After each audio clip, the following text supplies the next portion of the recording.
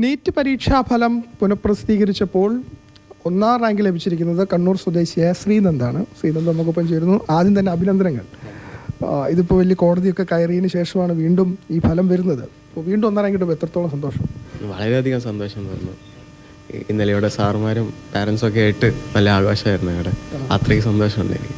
ഇതിപ്പോൾ കോടതിയൊക്കെ പോയി അല്ലേ, വലിയ വിവാദമായപ്പോൾ ടെൻഷൻ അങ്ങനെ എന്തെങ്കിലും ഉണ്ടായിരുന്നു? ടെൻഷൻ ഉണ്ടായിരുന്നു. കാരണം റീനീറ്റ് വരുമെന്നുള്ളൊരു പേടി കാരണം ഈ 2 മാസം ഈ 720 അടിച്ചതിൻ്റെ ഒരു സന്തോഷം മൊത്തമായിട്ട് അനുഭവിക്കാൻ പറ്റിയില്ല. ഇപ്പോൾ നേരത്തെ ഈ ഫലം വന്നപ്പോൾ 4 പേർക്കുണ്ടായിരുന്നു അല്ലേ മലയാളികൾ വന്ന് ഫസ്റ്റ് റാങ്ക്. ഇപ്പോൾ ശ്രീനന്ദ് മാത്രമേ ഉള്ളൂ. എനിക്ക് ഫസ്റ്റ് കിട്ടിയതിൽ സന്തോഷിക്കുന്നു. പക്ഷെ ബാക്കി 3 പേരുടെയും പോയതിൽ എനിക്ക് വളരെയധികം സങ്കടമുണ്ട്. അവർക്കിങ്ങനെ ഹോപ്സ് കൊടുത്തിട്ട് അതിങ്ങനെ താഴ്ത്തുമെന്ന് പറയുന്നത് ശരിയായിട്ടുള്ളൊരു കാര്യമല്ലല്ലോ. നീറ്റ് പോലെ എക്സാമിൽ വലിയ ക്രമക്കേടോ കാര്യങ്ങളോ അങ്ങനെയല്ലല്ലോ അല്ലേ, കുറച്ചുകൂടെ നല്ല രീതിയിൽ നടത്തണമെന്നാണ് എൻ്റെ അഭിപ്രായം. ഇനിയിപ്പോൾ എവിടെയാണ് പഠിക്കാനൊക്കെ ഉദ്ദേശിക്കുന്നത്? ഞാനിനി ഡൽഹി എയിംസിലേക്ക് ചേരാനാണ് പ്ലാൻ. ശ്രീനന്ദിൻ്റെ അച്ഛനും അമ്മയും ഡോക്ടർമാരാണ്. അപ്പോൾ അമ്മ എങ്ങനെ തോന്നുന്നു മകൻ്റെ ഈ ഒരു അഭിമാന നേട്ടത്തിൽ?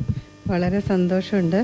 പിന്നെ ഈ പ്രാവശ്യത്തെ നീറ്റ് എല്ലാവർക്കും അറിയാവുന്ന പോലെ ആദ്യം ഒന്ന് സന്തോഷിച്ചു, പിന്നെ കുറേ നമ്മൾ സങ്കടപ്പെട്ട് വിഷമിച്ചു, പിന്നെ വീണ്ടും ഇങ്ങനെയൊരു ഇത് വന്നത് വളരെ ഇരട്ടി സന്തോഷം തരുന്നു. ഈ ഒരു വഴി തിരഞ്ഞെടുത്ത് തന്നെ അവൻ്റെ ഒരു ഡിസിഷനാണ്. നമ്മളാരും നിർബന്ധിച്ചിട്ടോ അങ്ങനെയൊന്നല്ല അവൻ ഇത് ഓപ്റ്റ് ചെയ്തത്. അതുപോലെ തന്നെ അവൻ തന്നെ ഒരു ഫ്യൂച്ചർ പ്ലാൻ ഇനി സ്പെഷ്യാലിറ്റിയും അതൊക്കെയും പഠിച്ചുകൊണ്ടിരിക്കുമ്പോൾ ഡിസൈഡ് ചെയ്യുമെന്നാണ് പറഞ്ഞിരിക്കുന്നത്. ഓക്കെ, അപ്പോൾ എല്ലാവിധ ആശംസകളും ഒരിക്കൽ കൂടി നേരുന്നു. ഏതായാലും ഈ കുടുംബത്തിൽ നിന്നൊരു ഡോക്ടർ കൂടി ഉണ്ടാവുന്നു, അതിൽ വലിയ അഭിമാനം തന്നെയാണ് കുടുംബത്തെ സംബന്ധിച്ചിടത്തോളം, മാത്രമല്ല കേരളത്തെ സംബന്ധിച്ചിടത്തോളം.